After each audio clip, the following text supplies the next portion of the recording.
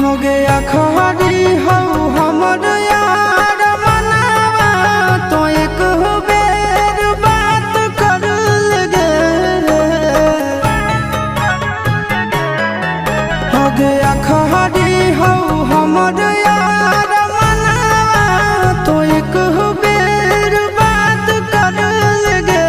हो गे सोना यारवा हो भरती पटनवा में आके मुलाकात कर लेगे। आगे सोना यारवा हो भरती पटनवा में आके मुलाकात कर लेगे। आगे चली जाइबौ छोड़ी के दुनिया विदाई अपने हाथ कर लेगे। आगे सोना यारवा हो भरती पटनवा